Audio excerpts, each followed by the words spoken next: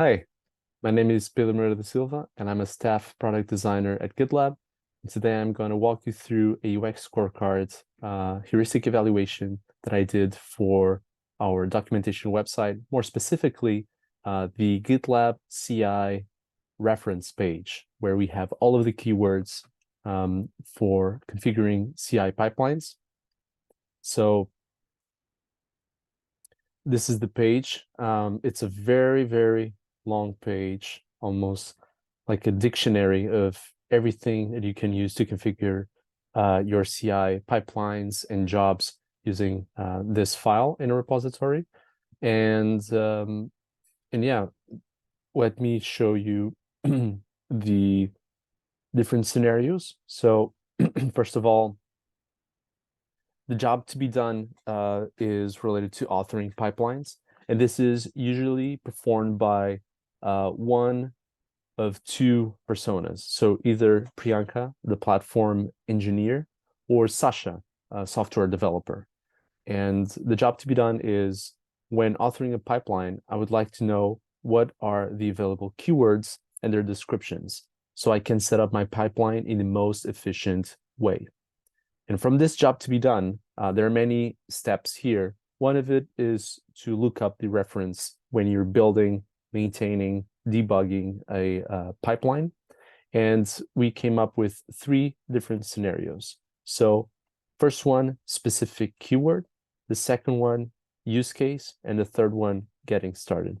And there are slightly different, but they all have this page in common, the keyword reference page. So let's take a look at the first scenario. So the first scenario is you want to know how a specific keyword works or how to use it appropriately, like the changes keyword. You may be simply updating the pipeline or troubleshooting a failing pipeline. So with this in mind, the first stage is finding the reference page, right? So finding this documentation page where I have this information. And the steps is, you can either use the search engine or the GitLab Docs search. And if you use a search engine like Google, you get these top results. And the first result is the keyword reference. And this is just searching for exactly the keyword we're looking for, that specific keyword that is the changes keyword. So GitLab CI pipeline changes returns these results with GitLab CI at the top. And the same thing happens for the GitLab docs search. So in the homepage, we have this search. If I type in the same thing, CI pipeline changes, I have these top results. This is the keyword reference page. This one, choose when to run jobs. It's actually probably the most appropriate one that talks more in depth about how you can use that keyword to basically have rules and conditions around when to run the jobs. But yeah, we're looking at this page, the keyword reference, and it's the first result. And that is great.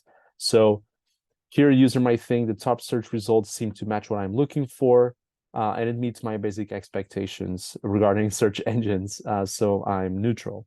I think one opportunity here is to provide perhaps a more direct link to the CI reference page. So if we really think that it's the most visited page in the doc site and we want to improve how people get to it, I think even before clicking the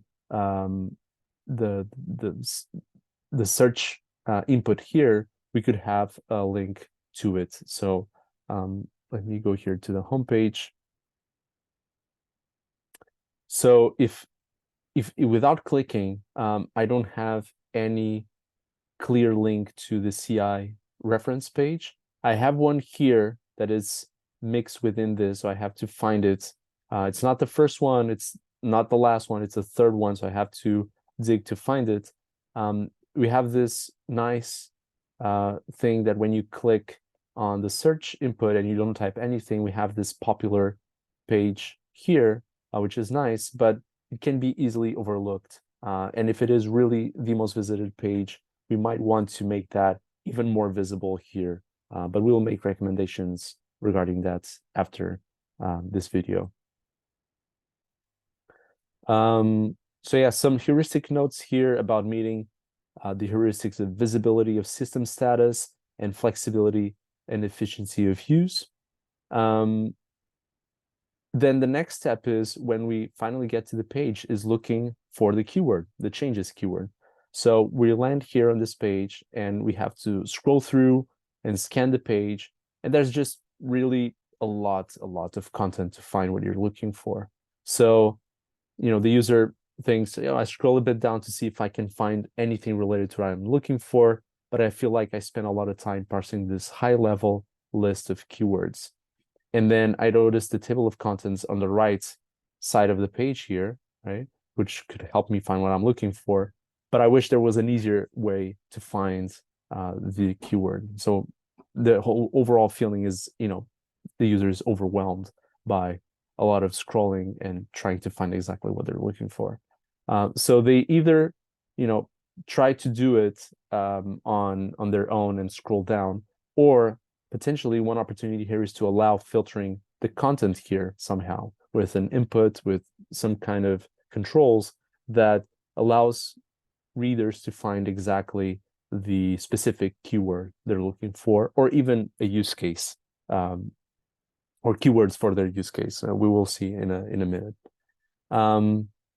So in this case, the heuristic of flexibility and efficiency of use is below average because it's really not efficient to find what you're looking for.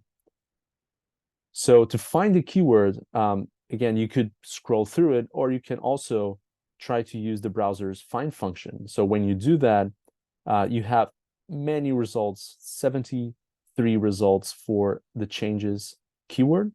Some of them have to do with the changes keyword, others not. The first results are this this keyword here, only changes or except changes.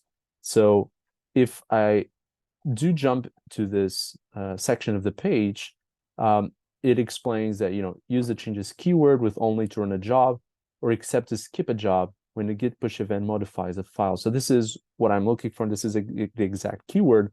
The problem is only at like midway, you get this this paragraph here, which I've highlighted in red, that says that actually this keyword, only changes and except changes, are not maintained anymore. They're not being actively developed, and the user should actually rely on rules changes as the preferred keyword for this purpose.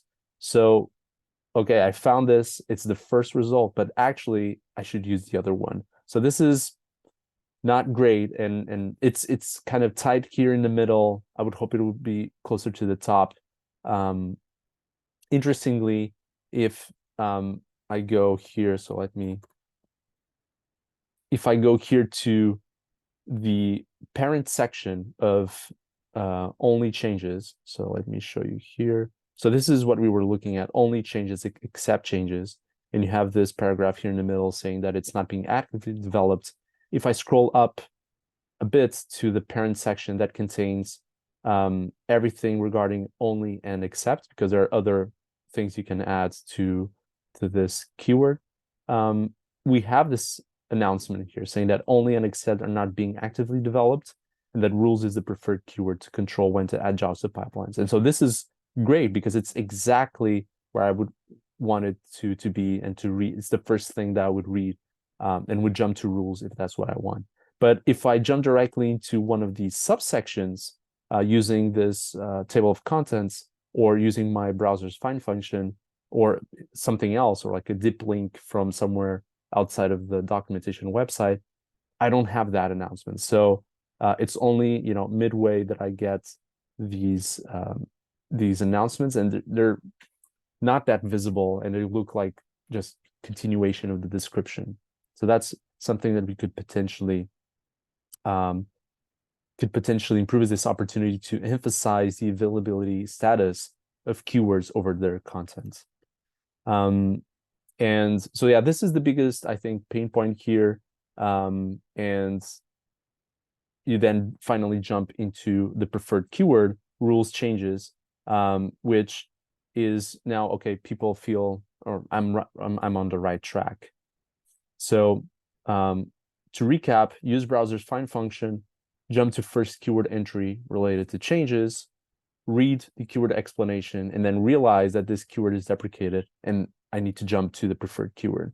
So I finally land on this keyword, and the first paragraph is really good because it succinctly describes the keyword for me, and it's exactly what I'm looking for. It's the one that I'm debugging or that I want to add to my pipeline. And the subsections within the keyword, so keyword type, possible inputs, and an example, these are great. They are very visible. I can quickly jump to them to find the kind of content I'm looking for and read the content that is related to my goal right now. So that is really good. Two opportunities here to consolidate and link to how to troubleshoot keywords, but that's a more minor thing. Other than that, you can see that the user journey here starts when finding a reference, just neutral. I can easily find the reference page. When I'm looking for a keyword, it gets a little bit frustrating and overwhelming. I then find the keyword, but I'm left wondering if this is the right keyword or not, and then realize, no, actually I have to go somewhere else. And then finally, yay, it's the right page. It's the right section of the page, and it has all of the content and it's easy to read. So when I get to the right keyword, it's pretty nice. So this was the specific keyword scenario. Now we're going to look at the use case scenarios, which is similar. It has many things in common, which I'm going to skip. But so this scenario, instead of a keyword, we have a use case. So it's something that we don't know exactly how to solve. So you have a specific use case of setting up rules and conditions in your pipeline, but you're not sure which keyword to use. You may be migrating from another CI/CD tool, right? That could be one of the possibilities. So again, stages, we have find reference. So same thing as we saw before. We then have the look for use case. So if we look here more closely at the search results, if I search for CI pipeline rules and conditions, actually the first result is the best result for what I'm looking for. It's basically a page that only talks about my use case in, that I want to do with the pipeline. So it's actually really good. But because we're looking at the CI reference page, we're going to go through the flow as if someone picked the second result. And you can see the same here in the Google results. The first result, when I search for this query, it's exactly the right page for readers to go to.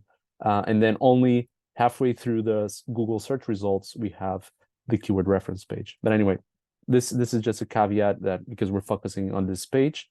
So again, I land on the page and I have the same issues that I have to scroll through a lot and scan the page to find what I'm looking for, and it's overwhelming.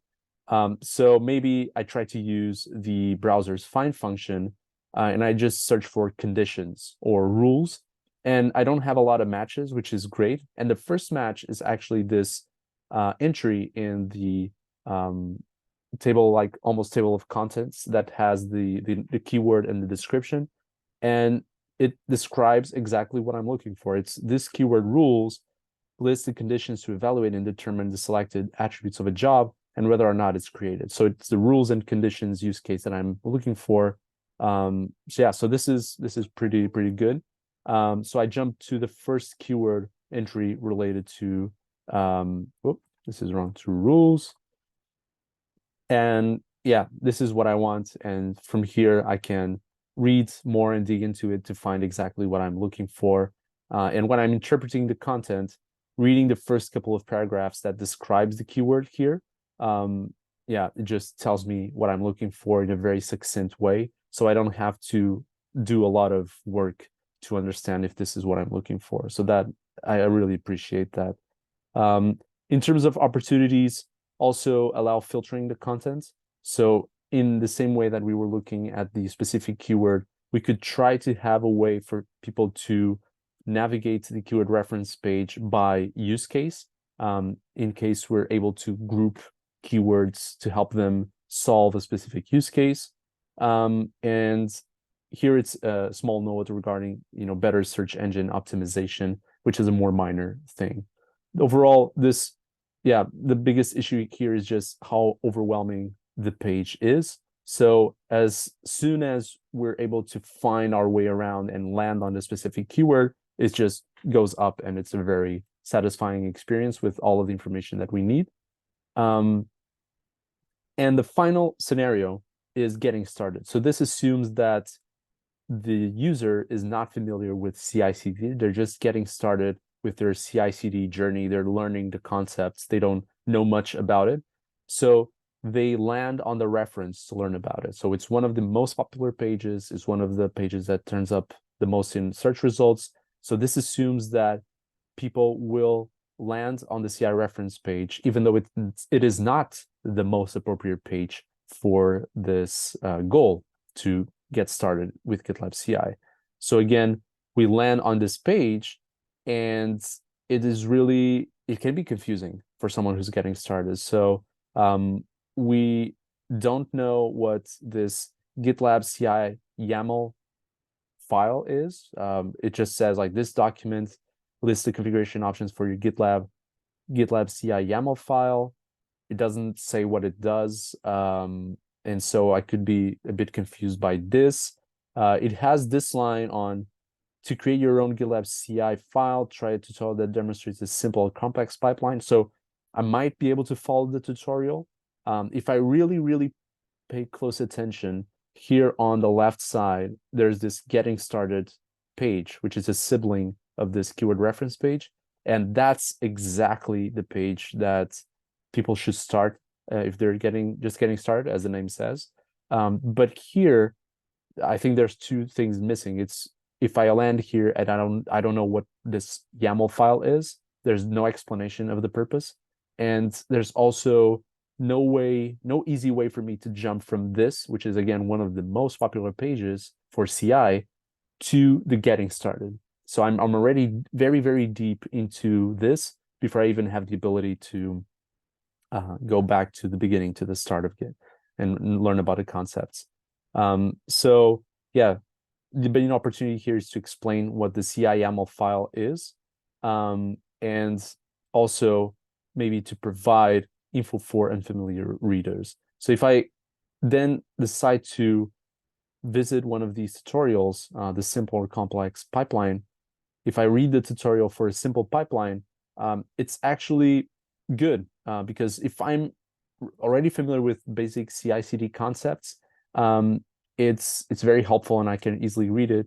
If I'm not that familiar, this could be a little bit foreign to me because as you see here, you have terms like pipeline, runners, jobs. We have this good part here that once we get to the steps, it says create a GitLab CI YAML file at the root of your repository, and then explains this file is where you define your CI/CD jobs. So this is great because it's in context, in the practical tutorial step. It is describing very succinctly, but in a very useful way, with everything that it needs, what this file is all about. The same thing, might be a little bit more vague if you're reading this line about runners. Ensure you have runners available to run your jobs. You may or may not understand what it is, depending, again, on how familiar you are with the basic CI/CD concepts. And as we see here at the top, highlighted in blue, the second paragraph says, if you are already familiar with basic CI/CD concepts, you can learn about common keywords in the tutorial Create a Complex Pipeline. So we can go to the complex pipeline, but it does not go back to the getting started. So if I'm not familiar, how do I go back a little bit to learn about the basic concepts? So yeah, a few positive things here. There's the opportunity to provide info for unfamiliar readers, maybe linking to the getting started page, which I can show you here, that has everything that the getting started people would need. So common terms, what is the GitLab CI YAML file? What are runners? What are pipelines? This page is very well organized for anyone to just get started. Even here, it describes what CI/CD is in the most simple way possible. So I think this is a really good page that we should try to link to in a few of these popular locations. And this is it. So the final score, taking into account our UX heuristics, was a grade B, so which meets expectation but does not exceed user needs. So we saw a few places that we could exceed user expectations and make the experience more delightful. We're not there yet, but I think overall users are able to reach the goals and complete the job, and that's a really good thing. So thanks for watching. I hope this was informative, and I'll put the links for all of these resources in the description below. Bye bye.